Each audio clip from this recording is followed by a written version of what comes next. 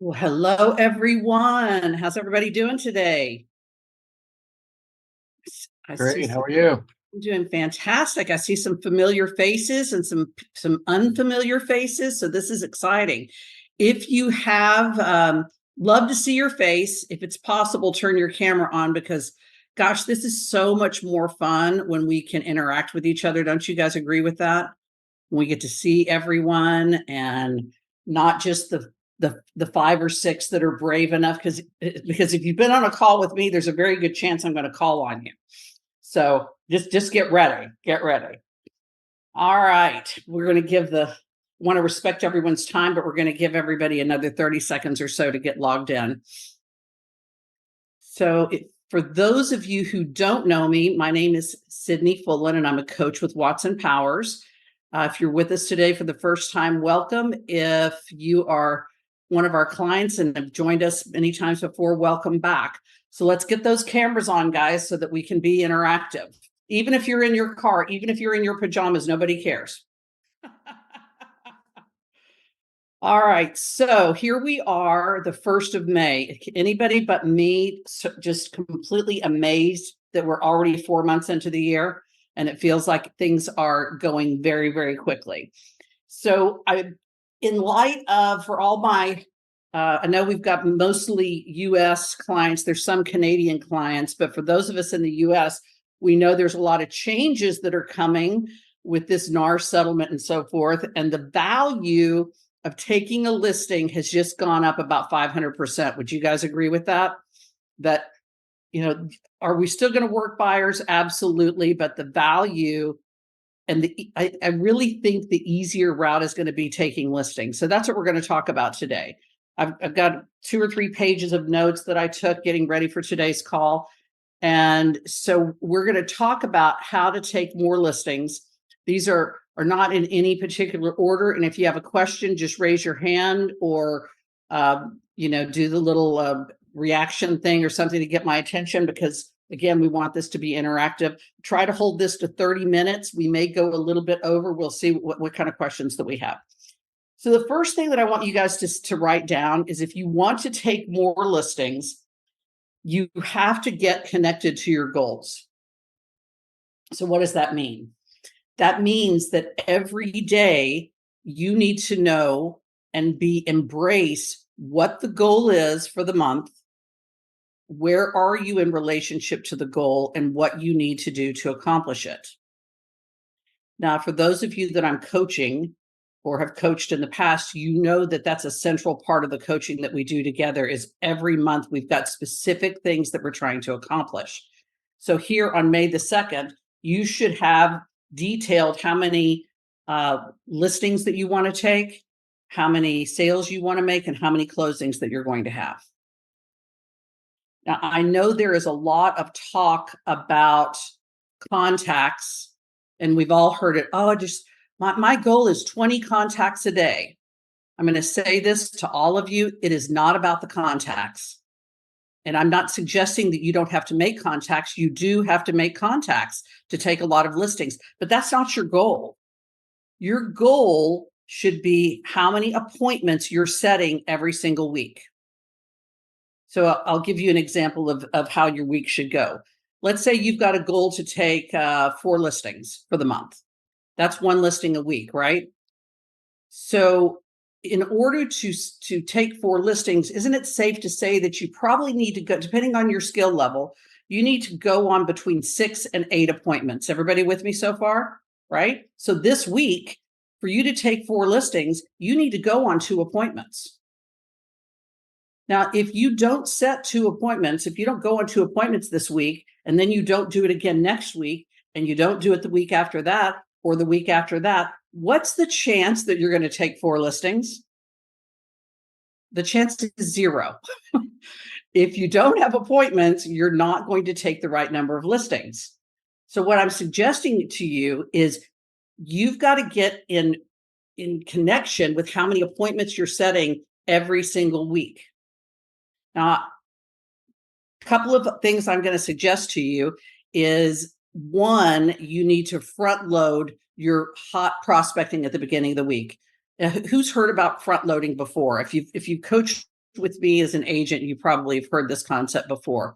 But what front loading is where you make a commitment at the beginning of the week that you're going to set all of your required appointments on Monday and Tuesday. Dean Clark just said, yes, ma'am. He's heard about front loading because I coach him. So the reality is if you focus Monday and Tuesday on your hottest prospecting and your lead follow-up with the sole purpose of setting appointments, and you set your appointment goal by Wednesday, you're going to hit your goal for the week. But if you don't hit it by Wednesday, is there a high likelihood that you're going to set the right number of appointments? No, because Thursday and Friday go by just like that. Anybody notice that but me? You look up and it's Friday afternoon and you wonder where the week went. And then we wonder why we don't hit our goals, and we don't hit our goals because we're not setting the right number of appointments. So Monday morning, come in. And of course, if you're doing expires and withdrawals, do those every morning, first thing early. But Monday, go into your leads. We know that the majority of your appointments are going to be set from your leads. So call those leads with a focus on setting appointments. Then move on to your other hot prospecting. Maybe it's for sale by owners. Maybe for you, it's for rent by owners. Maybe it's probates. But think about your business from a logical perspective. Where can I set an appointment today? Rather than just going through the motions of, oh, I'm going to make 20 contacts a day. Don't go through the motions, focus on setting appointments. Is that making sense? That is your number one priority. It's not about the contacts. And again, I'm not saying you don't have to make contacts. You may have to make more contacts than you're used to. But if you don't set the right number of appointments, there's not a high likelihood you're going to hit the goal. So focus on the appointments, front load that hot prospecting. And then the third coaching point that I would give you is, and this sounds old school, so forgive me, get a whiteboard in your office where you detail where you are in relationship to your business. Now, here's how it works. You take a whiteboard and you divide it into 4 sections: appointments set, listings taken, sales, and closings. And if your goal is to set 6 appointments, you're going to write 1, 2, 3, 4, 5, 6. If your goal is to take 4 listings, it's 1, 2, 3, 4. You guys get the gist. You've written out how many you're supposed to do. And when you accomplish it, you write the address in.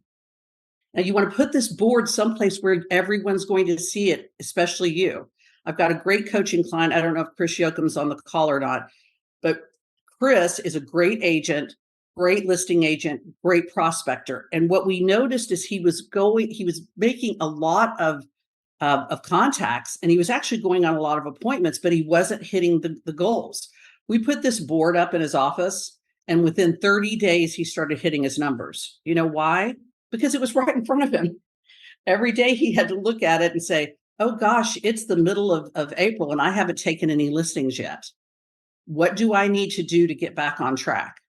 So something as simple as a whiteboard can give you that additional accountability where it's in front of you at all times. So get connected to your goals, get a whiteboard. Second coaching point of the day, if you want to take more listings, let's intensify our lead follow-up. What I mean by that is you need to capitalize on every conversation. The goal of lead follow-up is not to just call someone to check in and see how they're doing. What's the goal? We're calling to set an appointment. So make the most of every conversation. And then one of the things I've noticed with a lot of the clients that I'm coaching is none of our pipelines are big enough. And that's another reason we're not hitting the numbers, is we don't have enough prospects and enough leads, which means we haven't been prospecting enough.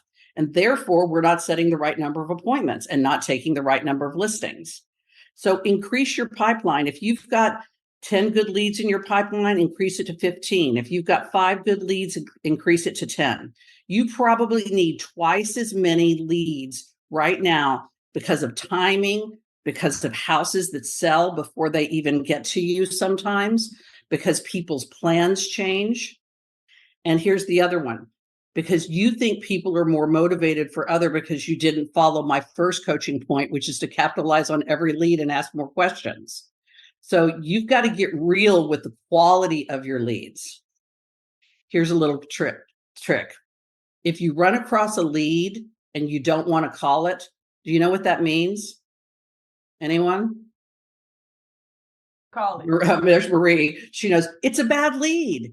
It's not a good lead. So if you won't call it, you've got to ask yourself, why is this in my leads on my lead sheet? Well, because that day you probably needed a win, because that day you wanted to believe it was a lead, but you can't follow up too much. So if you are afraid to call it, it's probably not a good lead. So get really real with what you actually have in that pipeline. Homework around this right now is go through all of your leads. If you're calling it a hot lead, you need to get real and really clarify what's hot and what's not, because that will give you a false sense of security if you're sitting on a lot of people that aren't actually going to do anything. So lead follow-up, intensify it, do better. Third way to take more listings is do a stronger pre-qual. Now, my coaching on this is, number one, the pre-qual is not a disqual. It's not a disqualify, it's a pre-qualify. So your goal is not to call someone to decide not to go on the listing. Who are my analyticals that are on this call? Raise your hand. I know you're out there. Analyticals want to do that pre-qual, and in your back of your mind, you're pre-qualing to decide if they're actually going to list with you or not. If you want to take the time to go, that's not the purpose. The purpose of the pre-qual is for you to pre-sell yourself and build rapport. You're pre-selling yourself because you are holding yourself out to be different than the other realtors that are out there. It shows them how professional you are. So the purpose of the pre-qual is to pre-sell, to be better prepared for the appointment, regardless of what you find out on the pre-qual. You're collecting information so that you can make the very best presentation. And then last, the purpose of the pre-qual is to build more rapport so they become more comfortable with you. So you're not walking in so blind. A strong pre-qual, you need to learn to ask questions between the questions for clarification. If you have 15 questions on your pre-qual, you might ask 20 or 25.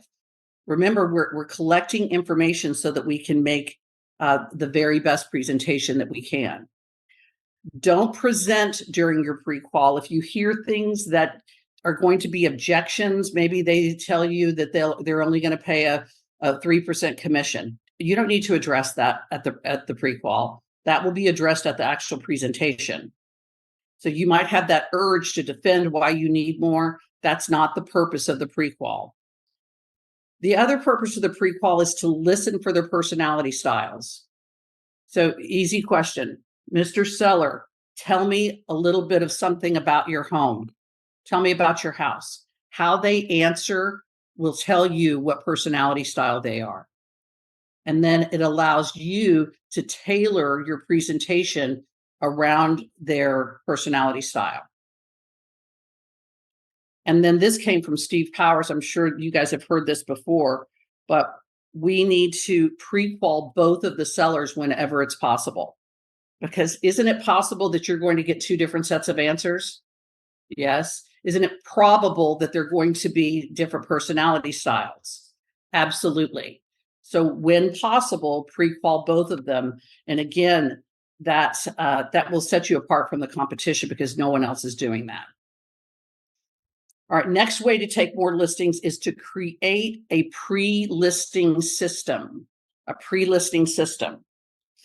which could include a pre-listing package that can be hand delivered, or I have some clients that will actually even Uber them over. Some others will email them. I'm kind of old school. I like the crispness of the paper. I like it to look really sharp, and I like it to be something that they can put in their hands that they don't want to throw away. So get that pre-listing packet out again to pre-sell you and to set you apart from your competition. Your pre-listing system should also involve the organization of your actual listing folder, whatever you're bringing to the presentation. All the papers should be well organized. It should be pristine. You shouldn't have to be fumbling around for something. Everything should be easily available so that you look the the most professional that you can. Always confirm the appointment prior to. And I will speak for myself and the clients that I coach. If you don't get a confirmation, you don't go. If you don't pre-qual, you don't go. Why? Because it's not a real appointment unless you've gone through all the steps. Other good points on the pre-listing system is to leave in plenty of time so that you're not late and stressed out on the way there. And monitor what your brain is intaking on the way. So what are you listening to in the car? Are you negotiating offers, which you shouldn't be? Are you in a fight with your spouse? We should avoid that at all costs, right? You've got one shot at that presentation. And so whatever it takes for you to get mentally prepared, that's what you should focus on. Chant your presentation, think through what you're going to say, and arrive early so that when you get there, you walk in, you hold your hand out, you shake their hand, and immediately they feel that connection with you. Have you ever gone on a presentation where you felt like you were trying to save a deal on the way, you were stressed out, and then you get there and you're just not 100%? Has that ever happened to anyone but me? Well, that was a choice. That was a choice. Dean says he likes silence all the way to the appointment. I agree. Get within your own thoughts because you want to, it's showtime and you want to make the most of that opportunity. So and I'm a stickler about arriving early and making sure that I've allowed for traffic because I'm a driver and I don't like to be late anyway. But just being in traffic can stress me out. And that can actually cause me not to be as strong as I need to be at a presentation. So think that through. Now, here's my favorite one. Use your personal power to connect with the seller. Use your personal power to connect with the seller. Personal power is defined as the authority that you have to influence the seller and that situation. So it's your power. It's how you influence them when you get there. So personal power is making great eye contact. It's shaking their hand in the right way. It's smiling. It's asking questions and listening to what they're saying versus just, asking a question so that you can respond. It's showing a sincere interest. I've shared this story with some of you before, but I had a situation a few years ago where my United States congressman came in to my brother-in-law's home, and there was about 6 of us there. And this guy's name was French Hill, and he was about 6 feet tall. I mean, he walked in. The guy was powerful just by his stature, right? But he walked in, and he came over to me, and he looked me right in the eye, and he shook my hand, and he said, "Hi, I'm French Hill. What is your name?" And I said, "Well, my name is Sydney Fullen. Miss Fullen, it's very nice to meet you. Where do you live?" I said, "Oh, I live over in Valley Ranch." So, "Oh, that's interesting. How long have you lived there? What happened to you? How did you happen to choose that area? Do you work here in the city? Are you from Little Rock originally?" And so for 3 or 4 minutes, this congressman was like looking at me in the eye and was not paying attention to anyone around us. And I mean, he made me a believer in 3 minutes. I knew that he was connected to me at a different level. So he went around the room and he did the same thing with every single person in the room. That's personal power. He walked in and he was that person that I wanted him to be. Here's a question. When you walk into an appointment, are you the agent that they want to hire? Do you look like the agent they want to hire? Are you acting like the agent that they want to hire? Is your body language representative of the agent that they want to hire? What are they seeing? That's what personal power is. And I've done talks on this before. We'll do that maybe later in the year. But this is an important part of it. I know Dean's on the call. I told Dean, I said, you've got to go in with some swagger, not ego, but that confidence when you walk in the room that they're like, oh gosh, I want to do business with this person. Because guess what? They're making a decision on you within the first couple of minutes that you walk in the door. So use that power to connect with the seller. Next, I wrote down, if you want to take more listings, you need to make a structured, well-rehearsed presentation. What do they want to know? They want to know how much it's going to sell for. They want to know how long is it going to take, and what are you going to do to get it sold, right? Those are the three things. So your presentation should be built around what they want to know. How are you addressing that? You need to have a strong strategy of what you think makes a house sell.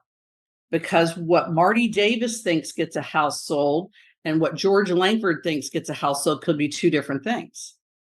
Let me give you an example. I had two agents that I coached a while back. They were in the same office. One of them believed that his prospecting, he made about 25 contacts a day. He did a lot of just listed, just solds, and he believed 100% that that's what caused his listings to sell.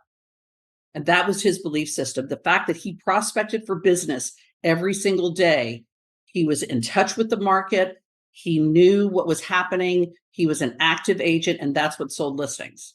Now, his counterpart, who did the same amount of business that he did, they both did about 100 transactions a year.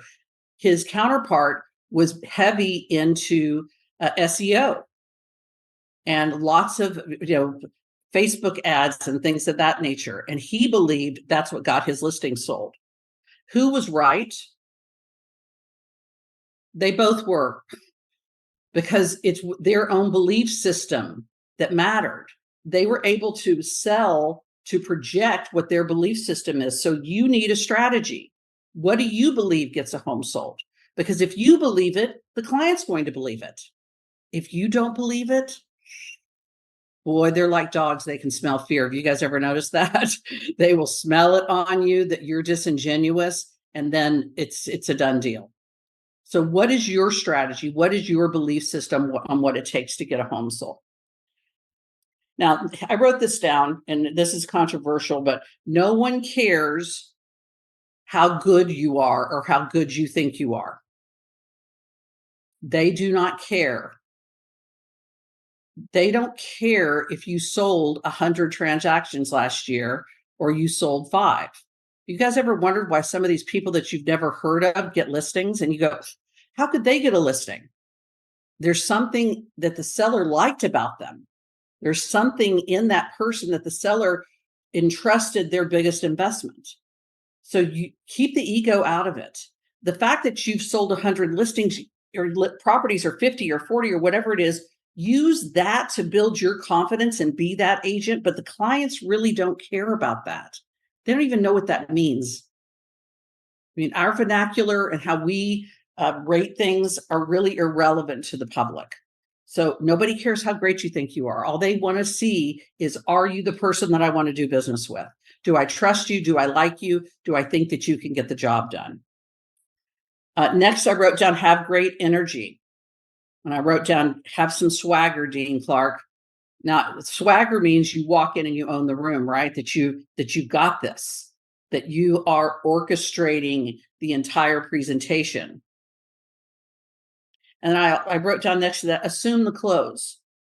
Boy, if you are going in, guys and gals, to an appointment and you don't assume that you're there to take a listing, why are you there? People are busy. If I walk in someone's house and we're going to talk about listing their home, I'm there to do business. And they need to know that. They need to feel that why would I want to talk with someone else? I'm there to do business. So assume the close, assume that they are there to do business as well.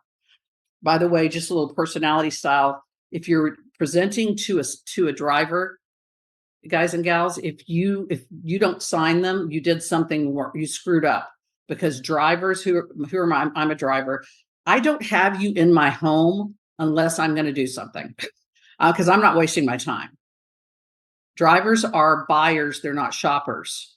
So if you're presenting to a driver, get it done. They want to get it done too. Last thing I wrote down as far as the presentation is stay away from slang words like bro, bra, that kind of thing. Now, I have some really good clients, some young men that they are bro and brawing everything all across North America today. That's great when you're with your buddies, but it does not belong in a listing presentation, even if it is with your bro or your bra, because your bro isn't hiring you because they're your bro or your bra or whatever it is. They're hiring you. I see Cooper over there cracking up. Hey, Cooper, how often do you call somebody bro? Yeah, not appropriate in an appointment. They're hiring you to be a professional, so stay away from those slang terms. I had a client once, what he would do in the middle of a presentation, he was from Utah, and something good would have, he would go, "Giddy up." Swear to God. He said that has to come out of your presentation immediately because it's not appropriate. Also, be careful about the overuse of some words. We all have our little tell words, so, okay. Record yourself and see what your tell words are, and let's try to eliminate them because they're not good, or they're just, it's not a good situation. It doesn't make you look professional. Number 7, I wrote down, explain the CMA in a way that they can understand it. They always have a price in mind. You walked in, they wanted $850, you are telling them it's worth $750, which happens all the time. I don't care where you're at. How often do you walk in and you think it's worth more than the seller does? Never. Never. So they need time to reconcile this in their own mind. So when you're explaining the CMA, give them time to process it. Don't just blow right through it. Let them really understand why the comps, how they're different from their house or how they're the same, and let them reconcile it in their own mind as to why the 850 won't work. If you will slow that process down and be logical when you're confronting them, it's easier to get it at the right price. See, too many times we want to debate it or get snarky with them or to make them wrong. We don't have to make them wrong. The data is going to be there. So just reason with them and be logical, and you're going to get much better results. Next, I wrote down, finish the presentation. Finish it. And what I mean by that is when it comes time for handling objections and getting the signature, first, let's look for the smoke screen. Let's look for let me think about it. Let us talk it over. Let us sleep on it. That's not an objection, right? That's a smoke screen. You've got to go deeper on what's behind that because there's an objection waiting there. So be patient in that process. And for goodness sakes, don't just say, okay, well, y'all think about it. We'll talk to you tomorrow. I'll give you a call. You just lost the listing right there because somebody else, Joe's going to come in right behind you. He's going to close them, right? So be patient in that. Sit back and say, okay, great. What are you thinking about? So what are your questions that you have? Do you have a question on price? What about the process? What about your net? Find out what's going on in their head that's stopping them from signing right then. As you are handling those objections, here's what should be going through your mind. What is their motivation? What's the condition of this house? How easy is it to show? Is it accessible? How fast is it going to sell? And then based on how you're answering that in your mind, that's how you decide if you're moving forward or not. If you're moving forward, what price do I really want to take this listing at? Because if I've got someone that even wants to overprice it a tiny bit, and I know they're moving in 90 days, guys, I'm taking the listing because I can get a price reduction on an overpriced listing if they're motivated. If I don't get the listing, I have no shot at getting that price reduction. So you've got to learn to think it through, and you don't have to draw a line in the sand. Remember, we're reconciling with them. Okay. And then last, ask for the signature. Ask them to sign the contract. They want to sign the contract. Who's bought a car in the past 6 months? When you go into a dealership, are you there to buy the car? The answer is yes, or you wouldn't be in the dealership. And you get frustrated because it takes them so dang long. It doesn't have to take that long on a listing. Ask them to sign the contract so we can get started. Don't be afraid. Now, final point, how to know when your presentation needs work. Number one, if your conversion rate is less than 70%, you need some work on your presentation. Everyone on here should be converting 70% or more. If you don't believe in what you're selling, your presentation needs work. Meaning, if you don't believe in yourself, if you don't believe in your marketing plan, if you don't believe that you deserve the commission that you're getting charged, that you're charging them rather, your presentation needs work. You've got to really understand what that value proposition is. Your presentation needs work if you lose control and the seller starts interviewing you. If they start interviewing you, then you've probably lost the listing. Because a great presentation, they're already so impressed with you. They don't need to ask a lot of questions because you've already shown them who you are. And then the last one, and this is, I'm probably going to get some hate mail about this one. If you are getting I want you to cut your commission too frequently, or if you're cutting your commission too frequently, your presentation needs work. I have clients that make presentations that never get that objection. And you know why? Because their presentations are so great that the clients just sign with them. So if that's happening to you, we're missing something. All right, well, we're right on time, but I'm here to answer questions. So what are your questions about the process, about this process? How can I help you today so that you can get better? Cindy, I have a question. Hi, Catherine.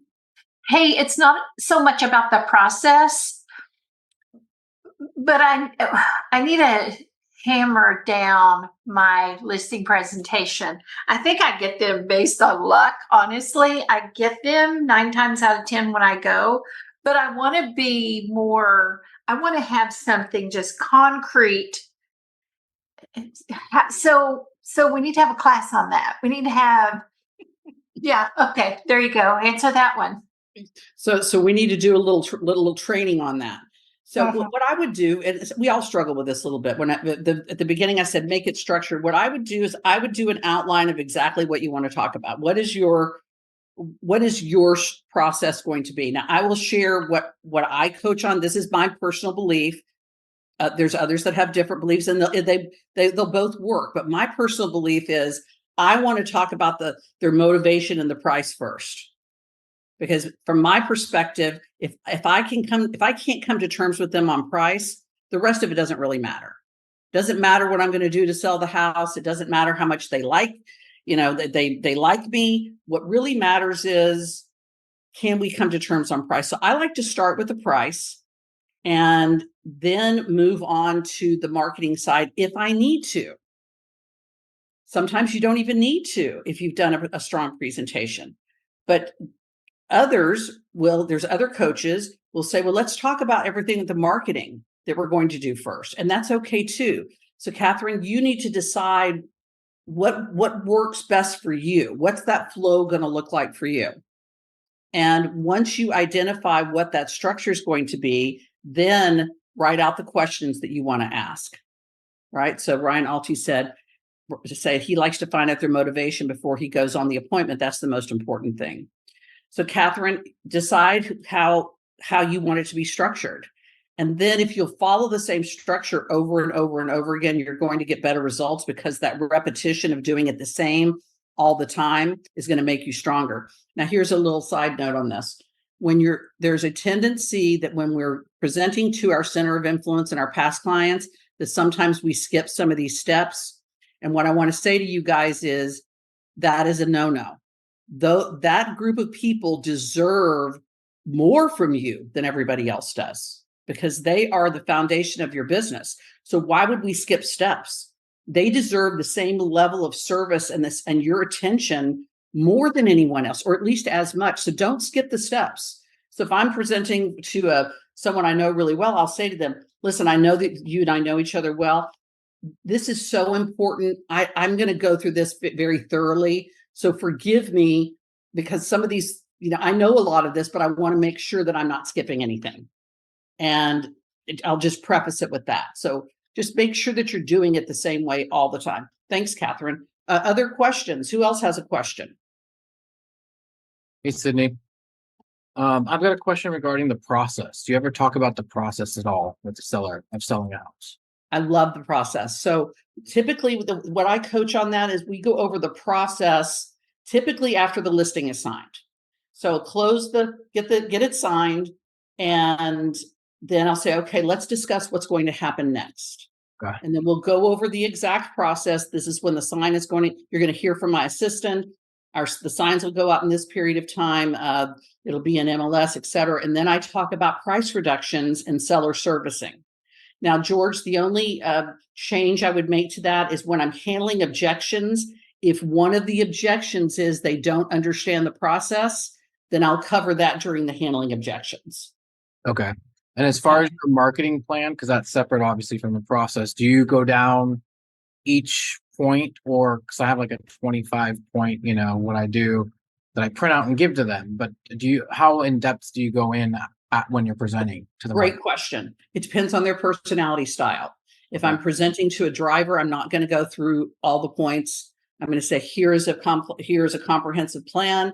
I have the track record that shows that this works. Okay. If it's an expressive, I'm not going to go over the details. I'm going to hit the high points. If it's an analytical, I'm going to go over every single part of it. And if it's an amiable, I'm going to do it in the most warm and fuzzy way where they are going to want to hold my hand and sing Kumbaya at the end of it. So it depends on their personality style. Awesome. Again, another great question. So Thank good. Other questions? All right. So this is a lot of information. So take this and identify what your strengths and your weaknesses are. What do you need to do to make sure that you're going to, take more listings all through the summer? Now, I will tell you my favorite one out of all of this, guys. The first thing I talked to you about getting connected to your goals, in my opinion, if that's the one thing that you did, you would be light years ahead of the majority of agents that are even top producers, because most agents don't pay attention to this to the degree that they should. And at the end of the year, they wonder why they don't hit their goals. And they don't hit their goals because they didn't hit them monthly and they didn't hit them weekly. So this is, I say this tongue in cheek. If you know me, you know that I think I'm pretty funny. Now, I may not be funny, but don't tell me, because I think I am. I think I'm hilarious. So here's my little Sid, and I'll close with this. This is my Sydney's coaching advice of the week. What's the best way to not get behind on your goals? Don't get behind. That's the easiest way. Just don't do it. Just figure out what the goals are and execute and do whatever it takes so that you hit the goal. We all have the same amount of time in the day. We are all capable of doing whatever it is that we said we were going to do. So if it's important to you, you're going to do it. So that's my coaching of the week. I hope you guys learned something. I hope you had a good time. I did.